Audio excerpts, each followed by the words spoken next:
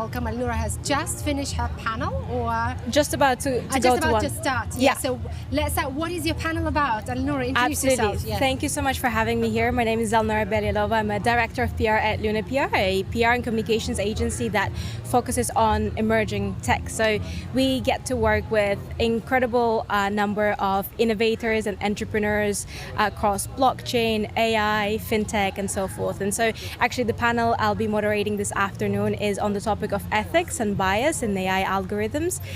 Got quite a few really interesting pointers to cover. I think it's a very on the ear type of topic, but looking forward to kind of discussing it with my fellow panelists.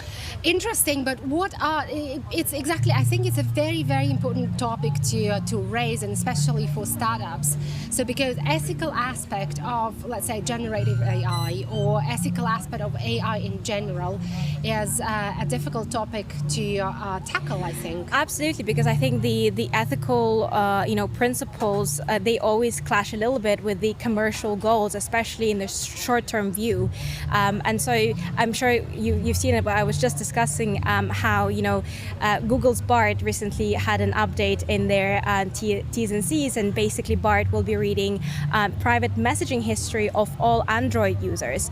Obviously, this is so that the Bard can bring the service to its users that is of high quality, super customized, but at the same time, it obviously creates questions around, well, where is privacy? Where does the privacy concern come in, and kind of how can consumers still be protected and utilize the tech at the same time? So I think it's definitely an interesting balance that, well, because I think anything that comes to tech is always so new, especially when it comes to AI and blockchain, that it's a continuous work that we see with all the kind of entrepreneurs that we even work with to kind of, well, they're not just building their businesses, they're also, well, essentially shaping up entire industries. And so how they would prevail and how they would establish operations would inevitably become almost foundation for how this, the new tech is going to come into the mainstream market. Is this a big topic, ethical aspect of AI in terms of building, let's say, a media or PR brand for different startups? Is it a big thing when you use this kind of aspect? Does it add value? Absolutely. I think in the media space, the use of AI has been a bit controversial. I'm sure we've all seen these incredible deepfake videos where essentially it's almost impossible to a human eye to differentiate between the reality and something that was, generated through a computer. And so, in the media space, reporting on the news, reporting on, what's happening around the globe is, key part of the business. And so it really comes in as a challenge where how can we make sure that the news space that is already so saturated can control the influx of what we call fake news, right? And how can we balance it out as, people who work from the PR front like myself, but also obviously reporters, journalists, producers, like yourself. Yeah, how do you integrate, let's say, different topics into the content or PR story that you're working out around different startups? Is this your main sort of, so is this something that you're focusing on as a company, Luna PR? Absolutely. I think, so we work with a range of different clients, right? So from bigger corporates trying to enter the Middle East and North African region, all the way to more of a up-and-coming startups and entrepreneurs that have built the technology and that they're trying to create the awareness on the market for it. And so often the conversation that we have is there's always the agenda that the company may have in terms of the announcements, in terms of how they want to be seen on the market, but also we are the middleman between them and the media, and media has its own agenda. They have certain topics that are, relevant for them to cover. So I really see ourselves as a bit of a, I would say, a middleman in making sure that when there is an important and key story that a journalist is covering, that we can provide the expertise and the analysis that, they're looking for. I really think that it's always a bit of a, it takes, all three of us to tango essentially to bring really incredible stories to life. But Absolutely. I think the storytelling is an incredible component to a successful PR campaign, because I mean, we've all read those materials that talk about, you know, key messaging and what you actually try to portray to the public. Because coming back to the, you know, information space being so saturated, you have to be able to stand out, and the only way to do it is to be straight to the point and also believe and be passionate about what it is that you're doing. How do you keep authentic stories, or how do you keep the stories authentic in the world of the, let's say, media, where only certain topics, certain agendas are being not sort of approved, but at least are welcome? Like in the media space, as you fairly mentioned, certain topics and certain agendas are covered and they're accepted in a classical, traditional PR model, let's say. How do you keep the branded story is authentic in this case? Absolutely. And you know, that's where thought leadership comes in, and we talk about thought leadership a lot with our clients, because sometimes it's not just about a media publishing an announcement that the company has worked on. It's really about the C-suite, the executive team members being able to portray themselves as experts, thought leaders in the space, right? And it's not only about being able to talk about yourself and the company, it's about being able to communicate how you fit in within the larger market, within the larger ecosystem, and why are you an important player. So very often we, like, to kind of answer your initial question, a lot of it is about understanding the clients that we work with. So I would say relationships and, you know, face-to-face connections as much as possible, even in our digital age, have played a key role, right? Trying to understand, you know, what is the CEO really trying to say? Why have they started the business that they did? And, you know, like, the more you talk to people, you really get to hear their stories, really personal, touching, you know, growth path that they've gone on to kind of be where they are today. And media is looking for that. They are looking for stories that are real, that are relatable. So I think a lot of it is being able to get that out of those, you know, CEOs and entrepreneurs who tend to be very tech focused, to be able to communicate that to the media and connect them to the journalists. How do you unpack those stories then? Yeah. Definitely, it's like I mentioned, it's relationship, and it's trying to build, you know, well, for us, or at least for me personally, I think being passionate about the space that I'm in, like, is key, right? You've got to be on the know of everything that's happening, and you've got to have that, like, a desire inside of you to really learn what the startups are doing, and, you know, with that you can really bring in real value for them, right? At the end of the day, it's for us, the success of our clients is our success. That's how we see it. It's not a transactional relationship. It's more of a let us help you succeed, because that's where our success lies. So how do you create content yourself, or do you bring the interesting stories to the media houses so that they created their content? It's a bit of a mix, and I think it's a mix of all parties involved that is important, right?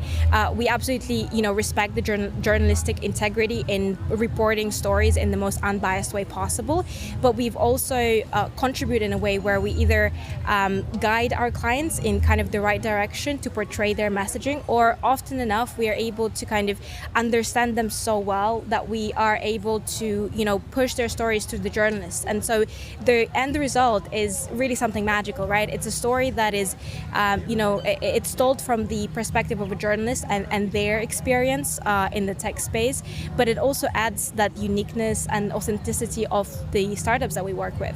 Well, if you ask me, I would say I absolutely, truly believe that the stories should not be always produced by the media houses, because there are so many much more, you know, authentic formats in terms of how you can tell your story. Not everybody can tell a story, let's say, in the form of an article straight away, but there are other ways that how people are positioning themselves. But the question to you, how difficult it is to, let's say, to bring in that authentic story in the format that exists in reality to a media house? And how do you work with that?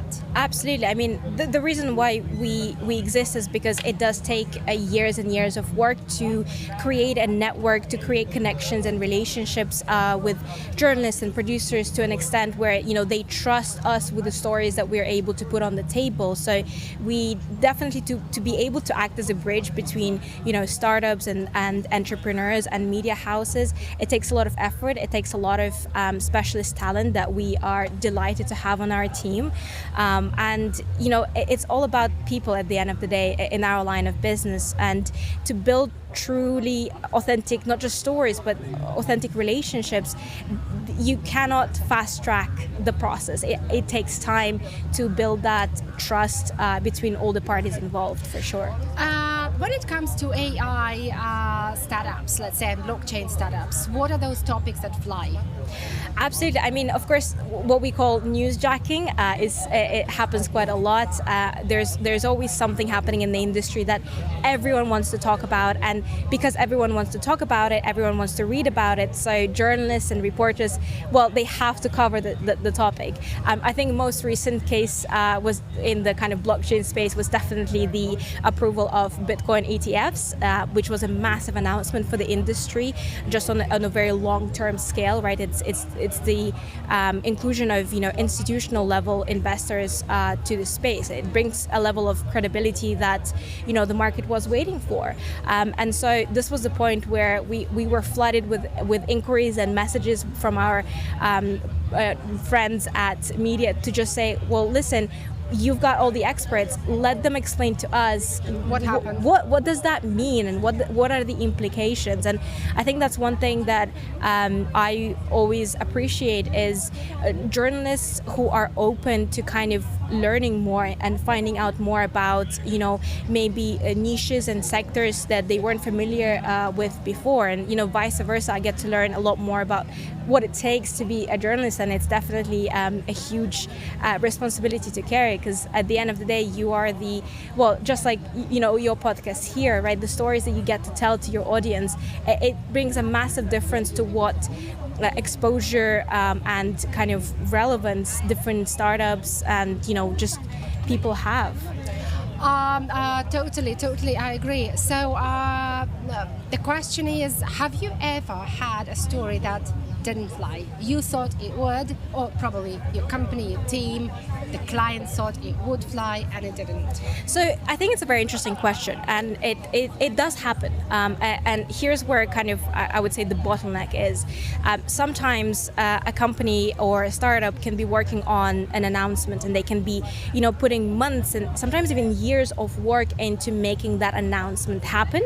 And it can be a really important announcement from the operational perspective, right? Maybe they're enriching their ecosystem. Maybe they're enriching the capabilities that they're able to bring to the market.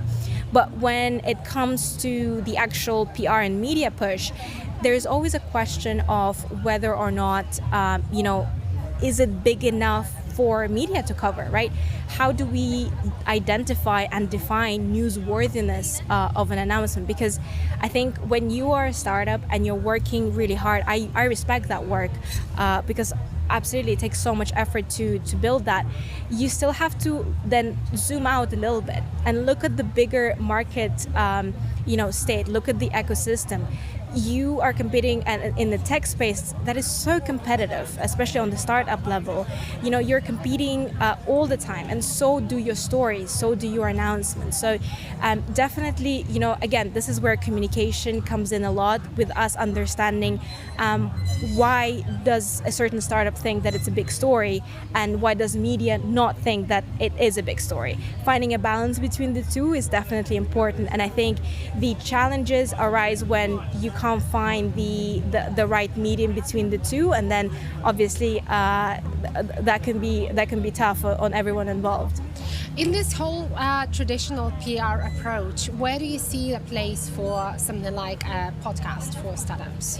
Oh, I mean, a massive place. I mean, you see all the traditional, media houses these days host either their own podcasts, pushing different formats of broadcasting, of reporting on the news. Because, I mean, it's relevant not just in the PR, in the media sense, but we've been seeing it in the digital marketing space quite a lot over the past few years.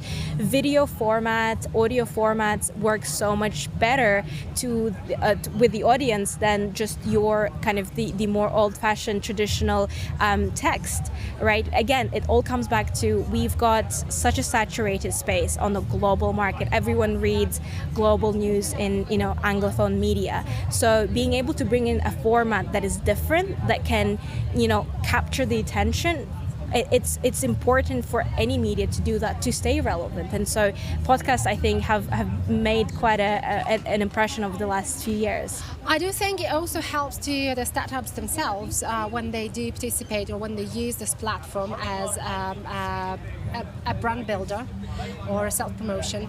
So I have a question. So, for example, we discussed primarily when the startup is sort of ready with their story, ready with their budget to go big to the big traditional houses. And I think the whole point of evaluating how big the story is brings us to the point, okay, what if my story is not big? Am I ready for PR? I think so. It's interesting because PR has a lot of different facets, and I love having these conversations with startups because more often than not, startups think, well, I don't have a lot of announcements, I don't need PR, and I don't think that's true.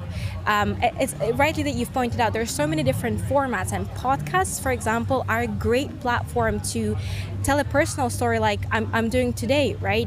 What we're talking about will find its listeners, but it doesn't have to find its place in a traditional media article because it's not relevant there. So trying to find the right platforms, the right formats of expressing your kind of thought leadership position is important, and that's how I've been having this conversation quite a lot lately. Sometimes the perception that you have on the market as a startup can play a massive role in how many partnerships or operational deals you're able to make, because at the end of the day it's all about people, and if you are constantly appearing in different formats on different platforms, be it social media or more traditional media, people notice, people listen, people read, people watch, and that helps you in the long run. It's just about having the right strategic partner to help you get there. Great. What would be your one piece of advice to the startup founders in terms of PR or in terms of finding their own story? Anything else beyond that?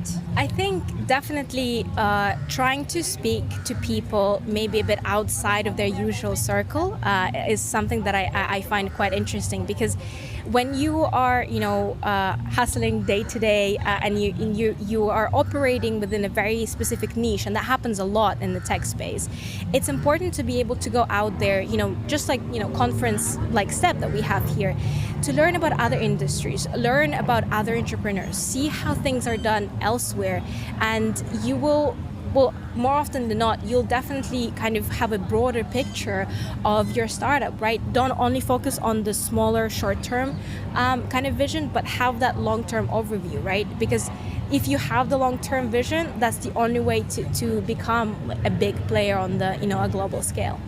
For sure, and thank you very much for passing by Pop-Up Studio today. I enjoyed this conversation, and I think it was pretty valuable for those who are already in the PR journey or those who are looking into that. I hope so. Thank you so much for having me. It's been a great conversation. Enjoy your networking at Step 2, and good luck with your panels. Thank and you. keynotes. Likewise. Yeah.